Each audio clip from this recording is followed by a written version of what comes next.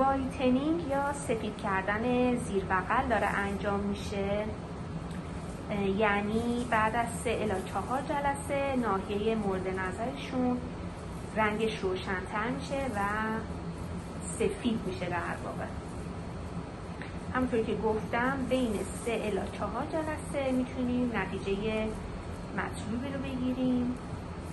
مدت زمان انجام این کار هر جلسه هم حدوداً 1 ساعت هستش.